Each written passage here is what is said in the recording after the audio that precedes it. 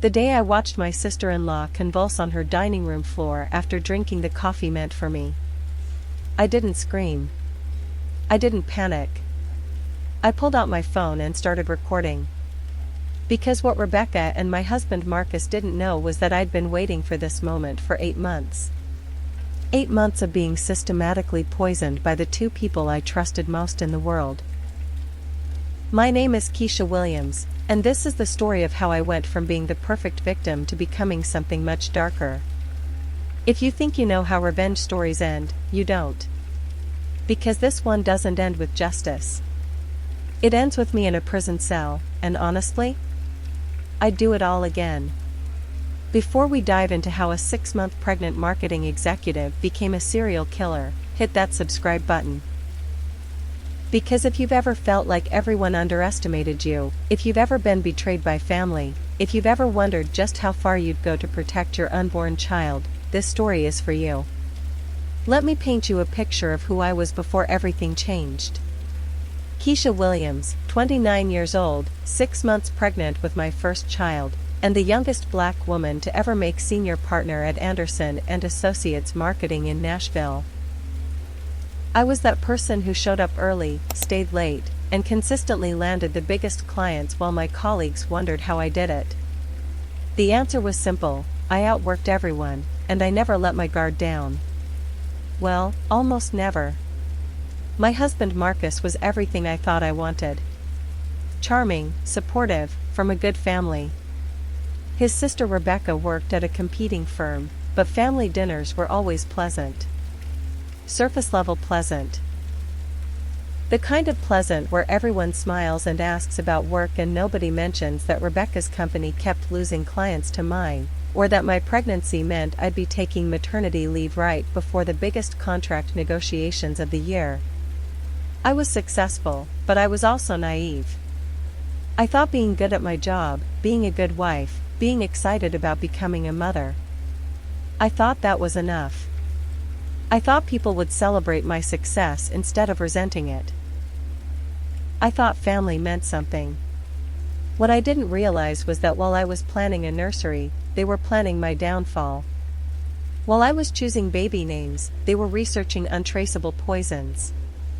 While I was dreaming about holding my daughter for the first time, they were calculating how much pharmaceutical-grade toxin it would take to make me miss the Henderson Industries contract negotiation, permanently.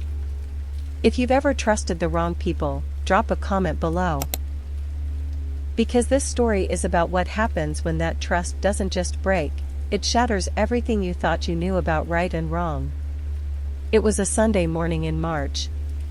Rebecca's monthly family brunch at her elegant Maple Grove mansion. I was showing that beautiful 6-month pregnant glow everyone talks about, and I'd just landed the Henderson Industries account a $5 million contract that would set my career in stone. Marcus seemed proud, Rebecca seemed supportive. But there was something in the air that morning, something that made my skin crawl even though I couldn't name it. "Don't you want to try the coffee I made especially for you, honey?" Marcus asked, and I remember thinking how his smile looked different. It didn't reach his eyes.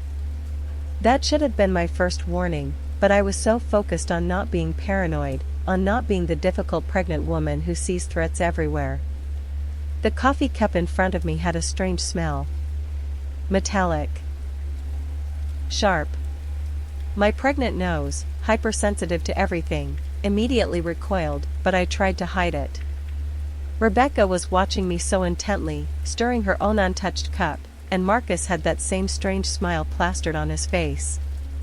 "James has become quite the barista lately," Rebecca said, and the way she emphasized "for you" sent chills down my spine. "He's been practicing different brewing methods just for you." That's when it clicked. Not the full picture, not yet, but something deep in my gut screamed danger. Maybe it was maternal instinct, maybe it was the survival skills I'd developed climbing corporate ladders in rooms full of people who looked nothing like me, but I knew. I knew that coffee was meant to hurt me. So I did what any reasonable person would do. I pretended to take a phone call, knocked over my chair getting up, and in the confusion of steadying myself, I switched our cups. What happened next changed everything. Rebecca lifted my coffee cup, the one that was supposed to be mine, to her lips, and within minutes she was on the floor, convulsing, her hands trembling violently, foam at the corners of her mouth. And Marcus? Marcus's face went white as he realized which cup she was drinking from. Call an ambulance, Rebecca gasped, but I was already on the phone. Not just with 911, though. I was recording. Because while she was dying from her own poison, she was also confessing. You switched cups, she whispered through the pain. You knew. And Marcus, panicking, said the words that sealed both their fates. That wasn't supposed to be your cup, Rebecca. That wasn't supposed to be your cup. But what Rebecca and Marcus didn't know, what they couldn't have known, was that this wasn't the first time I'd suspected something. This was just the first time I'd been smart enough to do something about it.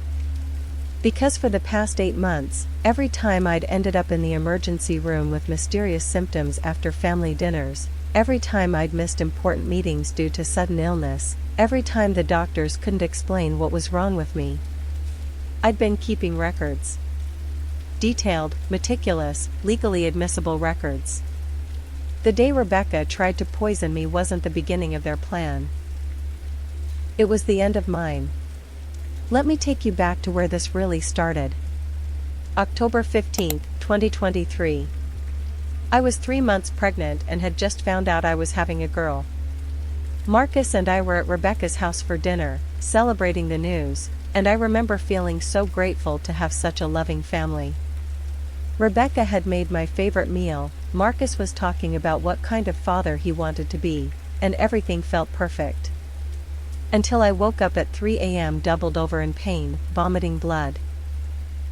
The emergency room doctors ran every test imaginable. Food poisoning, they said. Nothing serious, but keep an eye on the baby. Marcus held my hand and whispered apologies for Rebecca's cooking, and I believed him. I believed that my sister-in-law had accidentally made me sick. The second time it happened, November 22nd, after Thanksgiving dinner at their house, I started to wonder. The third time, December 18th, after Rebecca's Christmas party, I started to document. See, being a marketing executive means you're naturally analytical. You look for patterns, you track data, you never make decisions based on single incidents. So when I kept getting mysteriously ill after eating at Rebecca's house, my brain automatically started treating it like a case study. I created a spreadsheet. Date, location, symptoms, duration, witnesses present, food consumed, recovery time. I took photos of myself in the hospital. I saved every medical bill, every doctor's note, every prescription. I started recording conversations on my phone, not because I suspected anything specific, just because I'm thorough. By January, the pattern was undeniable. Every single hospitalization occurred within 12 hours of eating food prepared by Rebecca. Every single time, Marcus had a ready explanation. You must have eaten something earlier. Maybe it's pregnancy hormones. Rebecca feels terrible about this. But the most damning evidence came from something they never could have anticipated. My pregnancy doctor had me on a special monitoring program because of my age and the fact that this was my first child.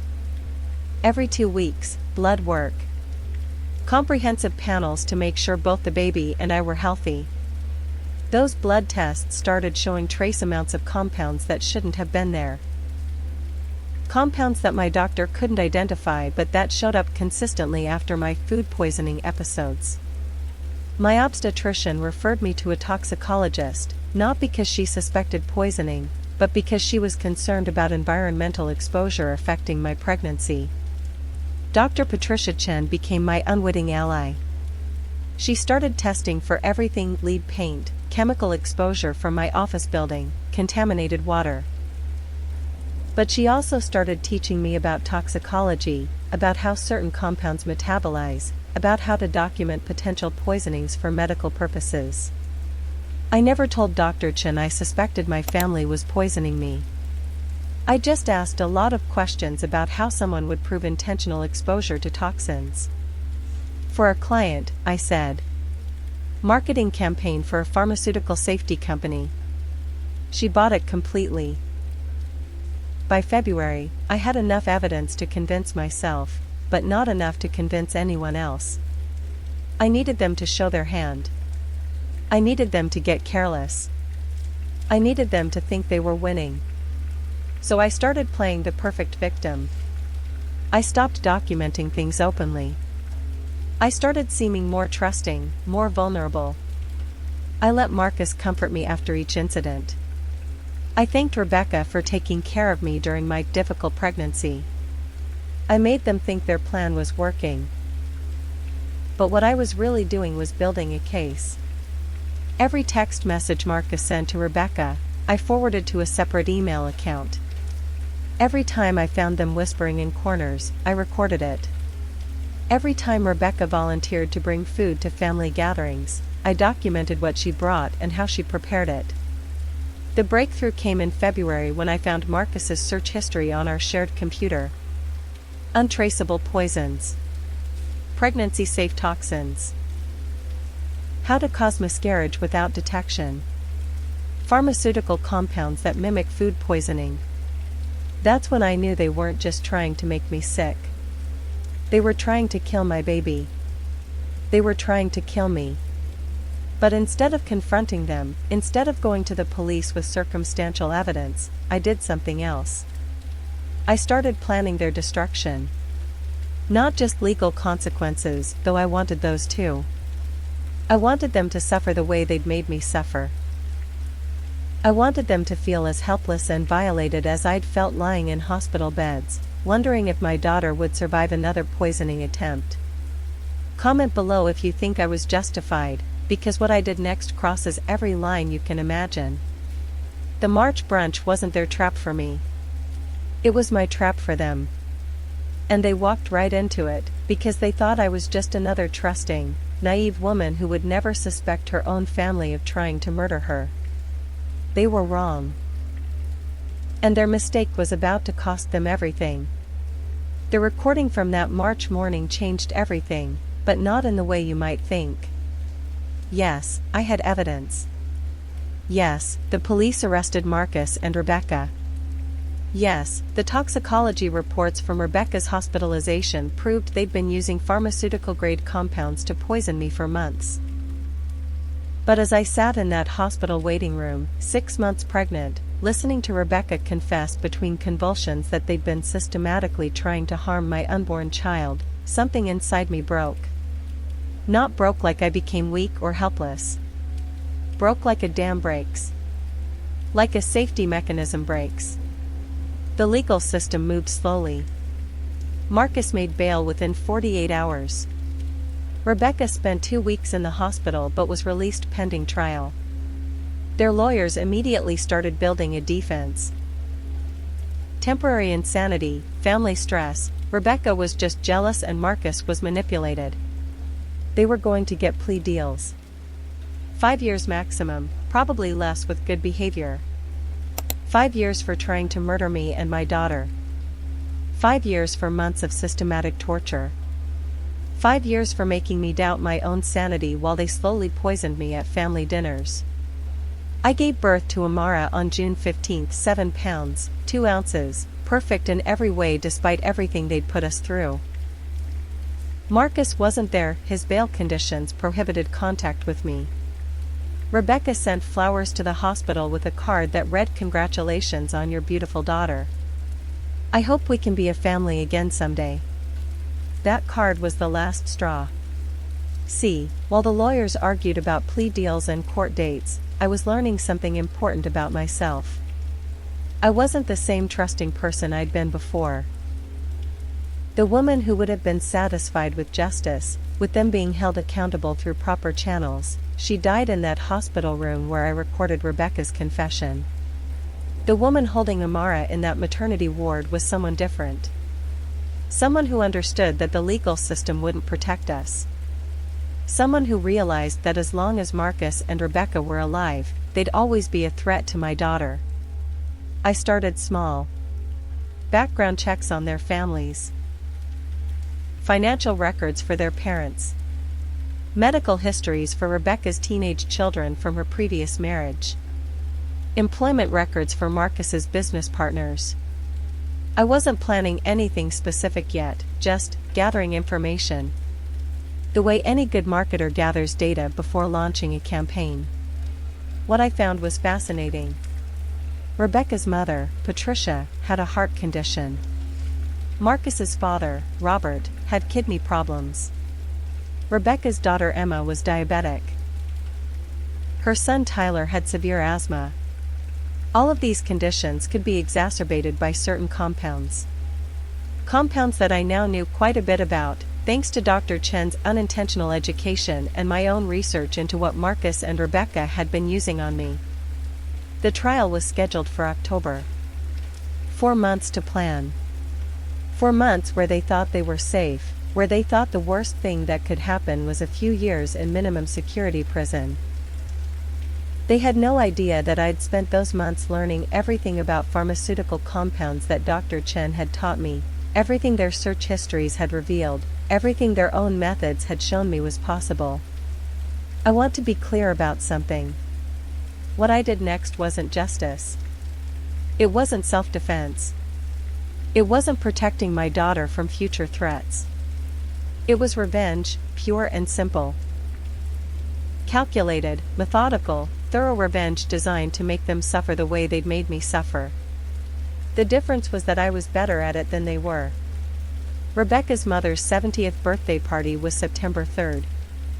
A family celebration at the same Maple Grove mansion where they'd tried to poison me 6 months earlier. Rebecca, still dealing with permanent tremors from her own poisoning, had asked me to cater the event as a peace offering before the trial. "I want to show the family that we can move past this," she said during a supervised phone call. "That we can be adults about our mistakes." I agreed immediately. Because what Rebecca didn't understand was that I'd been waiting for exactly this opportunity. A chance to feed her entire family the same way she'd been feeding me. A chance to turn their own methods against everyone they loved. Like this video if you think some betrayals deserve more than legal consequences, because what happened at that birthday party still gives me nightmares, and I'm the one who planned it. The menu was Patricia's favorites. Lemon cake with cream cheese frosting. Herb-crusted salmon. Garden salad with homemade vinaigrette. Everything prepared with the same care and attention to detail that Rebecca had used when she was slowly killing me. Except my ingredients came from the same pharmaceutical contact that Marcus had used. The same compounds that had sent me to the emergency room 8 times in 6 months. The same toxins that could have killed Amara before she was even born. I served that family dinner with a smile on my face and my 3-month-old daughter sleeping peacefully in her carrier beside me.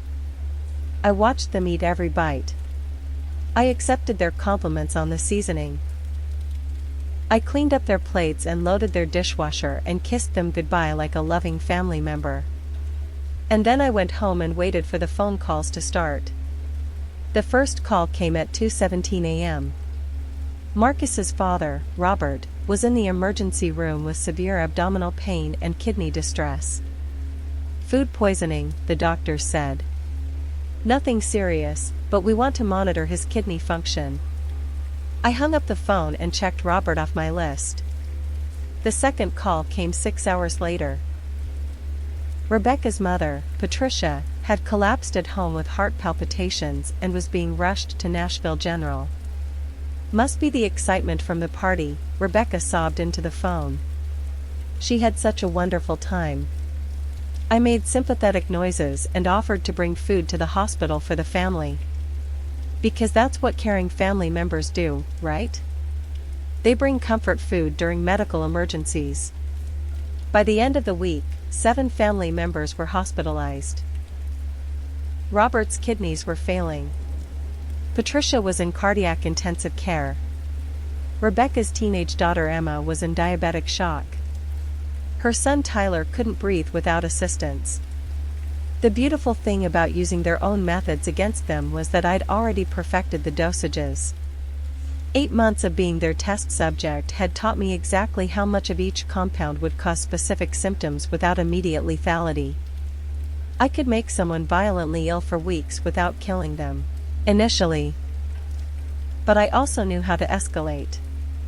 How to layer multiple compounds so that they interacted in unpredictable ways.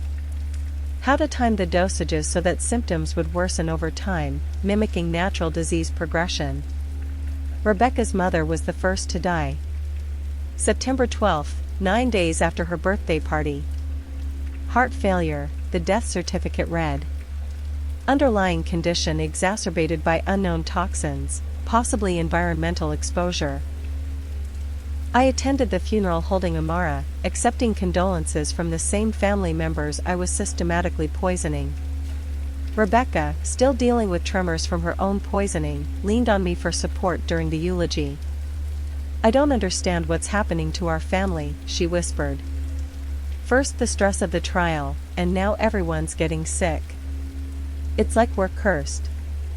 I rubbed her back soothingly and told her everything would be okay. Because I was the only one who knew exactly what was happening to their family, and exactly when it would stop. Marcus's father died October 1st, kidney failure, just like I'd planned. Rebecca's son Tyler died October 8th, asthma attack triggered by respiratory irritants that mimicked environmental allergens. 3 deaths. For other family members still hospitalized with mysterious, worsening conditions.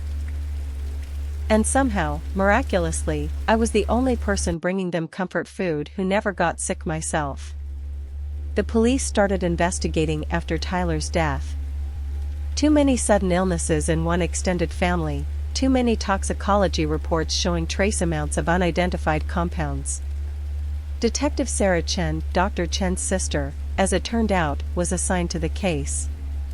That's when I made my first mistake. Not a mistake in planning or execution, but a mistake of pride. I kept a scrapbook. Every newspaper clipping about their hospitalizations. Every obituary for the family members who died. Every photo I could find of them suffering in hospital beds. I documented everything the same way I documented my own poisoning, except this time I was celebrating instead of gathering evidence. I wrote notes in the margins. Justice for Amara. They earned this. 3 down, 4 to go. I kept medical reports showing how each compound had affected each victim. I tracked their pain levels, their fear, their growing realization that something was very wrong with their family. It was therapeutic, in a twisted way. Like keeping a gratitude journal, except I was grateful for their suffering instead of for good things in my life. Detective Chen found the scrapbook during a search of my apartment.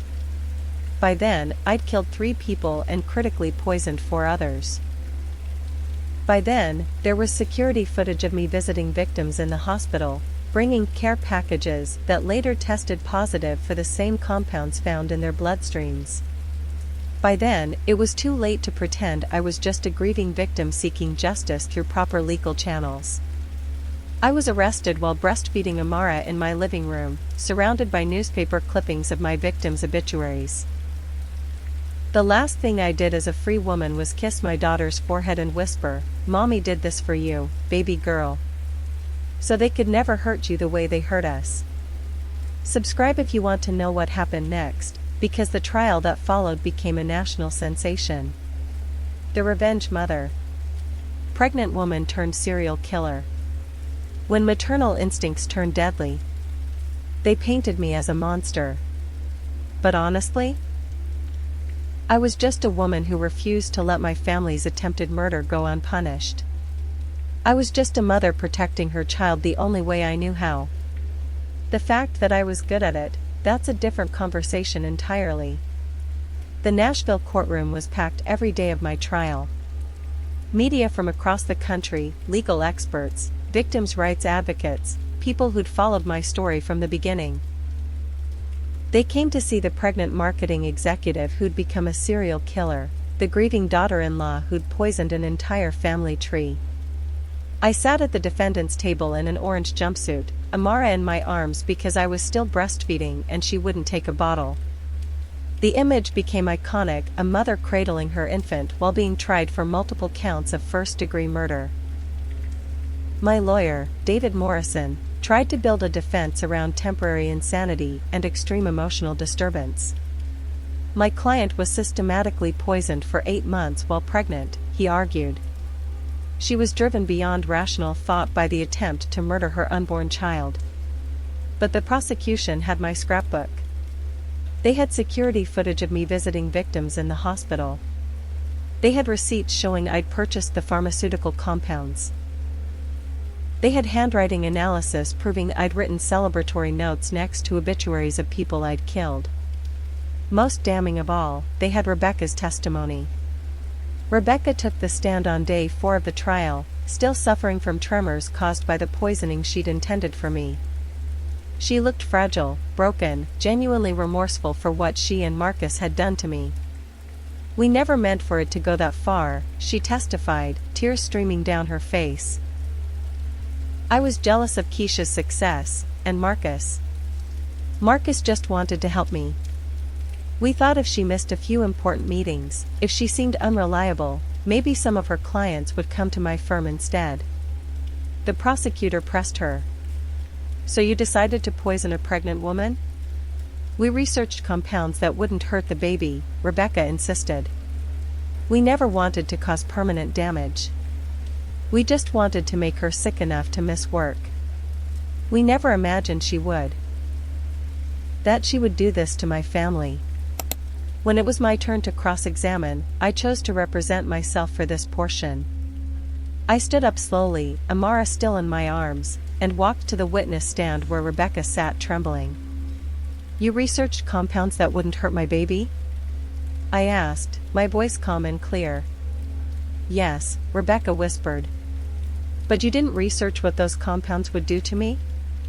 We thought they were safe in small doses." I smiled then, the same smile Rebecca had given me at all those family dinners where she'd been slowly killing me. "I have copies of Marcus's internet search history here," I said, holding up a folder. "Would you like me to read some of his searches to the jury?" Rebecca's lawyer objected, but the judge allowed it. I read each search query slowly, clearly, letting them sink in. How to cause miscarriage without detection. Pregnancy-safe poisons that kill mothers. Untraceable compounds that cause organ failure. How long does it take for kidney damage to become fatal? These don't sound like someone researching safe compounds, Rebecca. These sound like someone researching how to commit murder." Rebecca broke down completely then, sobbing that she never meant for things to go so far, that Marcus had become obsessed, that she'd tried to stop him but was too scared.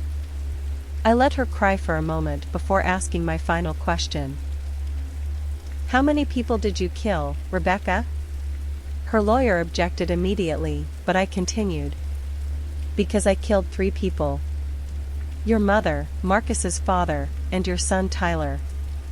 3 people who had nothing to do with your jealousy or your professional failures. 3 people who died because you and Marcus decided my life was worth less than your career advancement." "I never killed anyone," Rebecca whispered. "You killed me," I said simply. "The woman I was before you started poisoning me is dead. The trusting wife, the excited mother-to-be, the person who believed family meant something, you murdered her. What's sitting in this defendant's chair is what you created. And honestly, I think she's exactly what you deserved." The courtroom was silent except for Rebecca's sobbing and Amara's soft breathing against my chest.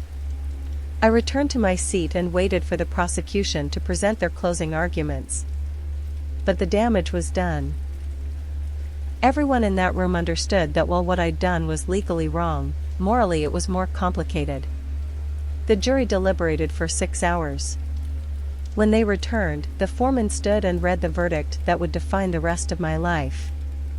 On the count of first-degree murder in the death of Patricia Anderson, guilty. On the count of first-degree murder in the death of Robert Bennett, guilty. On the count of first-degree murder in the death of Tyler Morrison, guilty. On the counts of attempted murder and the poisoning of Emma Morrison, David Anderson, Lisa Bennett, and Michael Anderson, guilty. I felt nothing as each verdict was read. No regret, no satisfaction, no fear. Just a strange sense of completion, like finishing a project I'd been working on for months. When the judge asked if I had anything to say before sentencing, I stood up one final time, Amara sleeping peacefully in my arms. Your Honor, I want to be clear about something. I'm not sorry for what I did. Rebecca and Marcus tried to murder my daughter before she was even born.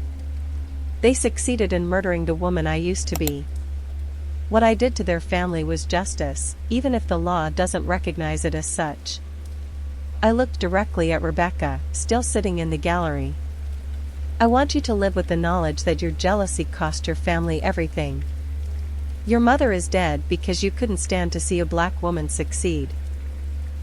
Your son is dead because you thought poisoning a pregnant woman was an acceptable business strategy. Then I looked at the jury. I know you had to convict me.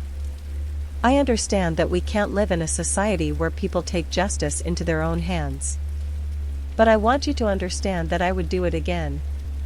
Every single time. Because some betrayals are too deep for legal remedies. The judge sentenced me to life without parole. As they led me away in shackles, I kissed Amara's forehead one last time and whispered, "Mommy loves you, baby girl. Don't let anyone ever make you feel small." 5 years have passed since my sentencing. I'm writing this from my cell at Tennessee Women's Prison, where I've become something of a legend among the other inmates. The woman who poisoned her poisoners.